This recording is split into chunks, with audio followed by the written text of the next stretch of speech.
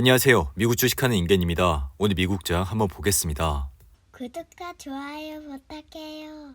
오늘 시장은 중동 지역의 지정학적 위험과 3분기 기업 실적 발표 속에 3대 지수는 일제히 하락으로 마감했습니다. 우선 3대 지수는 장 초반부터 흔들리는 모습을 보여줬는데 이는 팔레스타인 가자 지구에서 병원 폭발 사건이 발생하면서 중동 위기가 다시 고조됐기 때문이죠. 이에 따라 이팔 전쟁이 다시 중동 전체로 확산할 가능성이 커지면서 국제유가는 이날 2% 가까이 상승을 했고 이에 이날 WTI 가격은 배럴당 87.17달러에 거래를 마쳤습니다.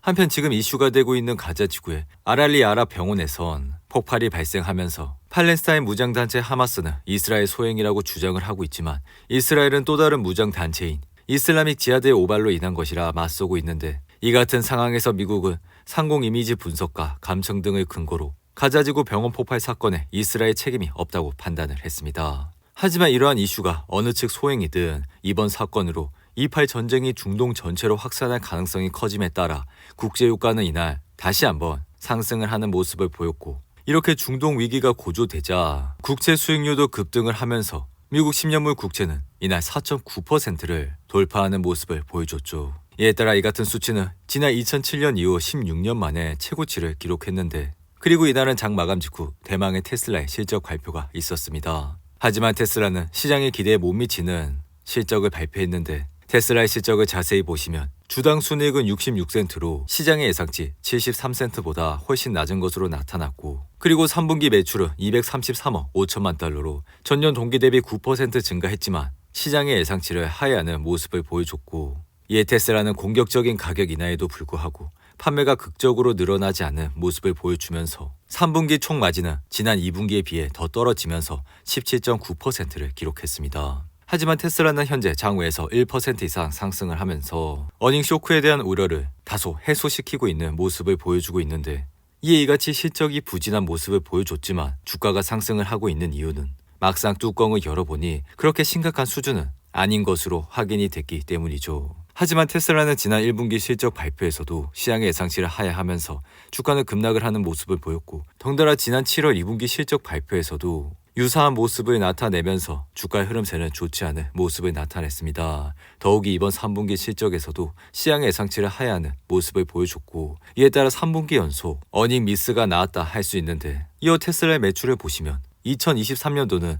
그야말로 좋지 않은 한 해라 할 수가 있으며 그만큼 성장이 과거와는 크게 다른 모습을 보여주고 있다 할 수 있습니다. 테슬라는 지난 5년간 지속적인 성장세를 보여주면서 주가는 급격하게 상승을 했지만 올해부터는 이러한 매출이 다소 정체를 겪으면서 주가 역시 지지부진한 모습을 보여주고 있는데 하지만 주식은 실적이 잘 나와도 떨어지는 것이 주식이며 반면 실적이 잘 나오진 않지만 향후 가이던스와 같은 좋은 호재로 주가가 급등을 하는 것이 이러한 주식시장의 세계라 할 수 있습니다. 이로 인해 테슬라의 주가의 흐름세는 내일 장까지 주가의 흐름세를 지켜봐야 한다 생각이 드는데 반면 테슬라의 대항마로 불렸던 리비안의 주가는 이날 전기차 수요가 둔화하고 있다는 소식에 9% 이상 폭락을 했고 이에 현재 주가는 18달러 수준에서 흐름을 이어가고 있죠. 리비안의 주가는 올해 4월 11달러라는 바닥을 찍은 이후 5월 1분기 실적 발표에서 시장 예상치를 뛰어넘는 실적을 발표했고 그 이후 주가는 반등세를 타는 모습을 보여줬습니다. 이후 주가는 7월 27달러를 찍은 이후 다시 2분기 실적 발표에서 급락을 하는 모습을 보였고 이에 주가는 현재까지 떨어지는 모습을 보여줬는데 그리고 개인적인 생각은 이렇게 리비안과 같은 주식들은 한번 실적이 떨어지게 된다면 이것을 복구할 수 있는 능력이 다른 우량한 기업들보단 부족하다고 생각이 들기 때문에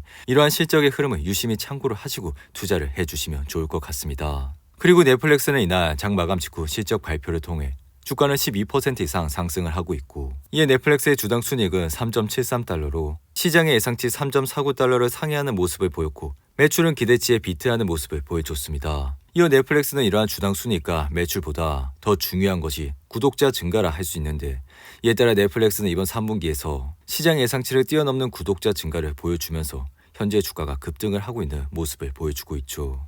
넷플릭스의 차트를 보시면 이날 2.68% 하락하면서 주가는 346달러에서 흐름을 이어가고 있지만 현재 장외에서 12% 이상 급등을 하면서 주가는 단번에 388달러까지 올라왔는데 넷플릭스는 지난 7월 2분기 실적 발표에서 예상치 못한 어닝 쇼크로 주가는 8% 이상 하락을 했고 그 이후 지지부진한 모습을 보여주면서 현재 주가까지 떨어진 모습을 보여줬습니다. 이에 따라 넷플릭스는 이날 실적 발표로 다시 한번 주가의 반등세를 보일 가능성이 높고 한편 JP모건은 최근 3분기 실질 GDP 증가율 추정치를 기존 3.5%에서 4.3%로 높였고 이에 지금 시장의 산업 생산이 예상보다 좋아 여전히 4분기 성장이 둔화할 것으로 생각할 이유가 있지만 경제 활동은 전반적으로 강력한 모멘텀을 보여주고 있다 밝혔습니다. 이에 따라 골드만삭스 역시 3분기 GDP를 3.7%에서 4%로 높이는 모습을 보여줬는데 이에 애틀랜타 연방은행의 GDP 나오는 한 수 더 떠 미국의 3분기 GDP를 기존 5.1%에서 5.4%로 높였고 개인적인 생각으로 GDP 나오는 분기 초 추정치는 정확하지 않지만 분기가 지난 뒤 추정치는 꽤 정확하다 할 수 있습니다. 이어 이날 빅테크 기업들의 흐름을 보시면 대부분 하락을 하는 모습을 보였고 특히나 엔비디아는 이날 3.96% 하락하는 모습을 보여줬죠. 엔비디아의 차트를 보시면 이날 하락으로 현재 주가는 421달러에서 흐름을 이어가고 있고 이어 바로 엔비디아 시가총액은 약 900억 달러가 증발해 단번에 1조 422억 달러까지 내려오는 모습을 보여줬습니다.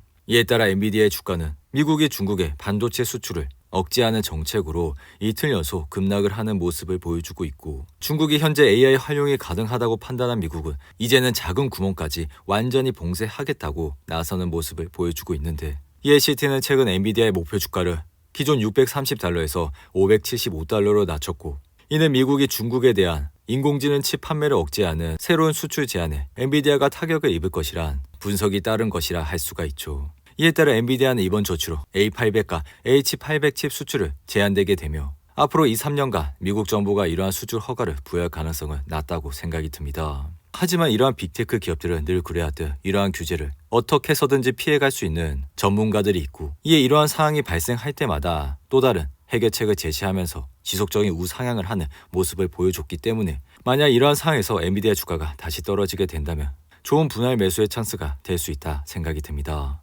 그리고 이날 S&P 500은 1.34% 하락하면서 지수는 4,314선에서 흐름을 이어가고 있고 나스닥 역시 이날은 1.62% 하락하면서 현재는 13,314선에서 흐름을 이어가고 있죠. 이어 주식시장의 피어앤그리드 지수는 이날 업데이트가 되지 않아 여전히 35로 머물곤 있지만 이날 전반적인 지수가 하락을 하고 유가까지 올라가면서 다시 한번 내려왔을 것이라 생각이 들며 이날 애플의 주가 역시 0.74% 하락하면서 현재는 175달러에서 흐름을 이어가고 있습니다.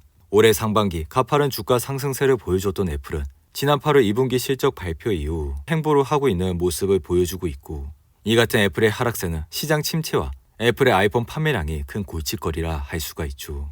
덩달아 최근에 중국에서의 판매 부진이 주가에 영향을 끼치고 있고 아이폰 15 시리즈는 출시 이후 17일 동안 중국에서의 판매가 아이폰 14 시리즈보다 4.5%나 감소한 것으로 밝혀졌습니다. 이에 다가오는 애플의 실적 역시 주당 순이익이 전년 동기 대비 7.75% 증가한 1.39달러를 기록할 것이며 이러한 EPS 전망은 한 달 전과 비교하면 0.07% 낮아진 수치라 할 수 있는데 그리고 모건스탠은 이날 회사의 자산 관리 부서가 실망스러운 결과를 발표하면서 이날 주가는 거의 7% 가까이 하락을 했고 인터랙티브 브로커스는 예상보다 나은 분기 실적을 발표했음에도 주가는 4% 하락을 했습니다. 이어 생활용품 제조업체인 P&G의 주가는 시장의 예상치를 뛰어넘는 실적을 발표한 이후 이날 2% 이상 상승을 했고 P&G의 주당 순이익은 1.83달러 그리고 매출은 218억 7천만 달러로 시장의 예상치를 뛰어넘는 모습을 보여줬습니다. 반면 은행 주식인 US뱅크업은 시장의 예상치를 상회하는 실적을 발표했음에도 불구하고 이날 4% 이상 하락을 했고 스테이트 스트리트의 주가는 주당 순이익 1.93달러 매출 26억 9천만 달러로 시장의 예상치를 모두 뛰어넘는 실적을 발표하면서 이날 주가는 2% 상승으로 마감했습니다. 오늘도 8분이 넘는 긴 영상 끝까지 시청해 주셔서 감사하고요. 가시기 전에 구독과 좋아요 잊지 마시고 그럼 저는 다음 영상에서 찾아뵙겠습니다. 감사합니다.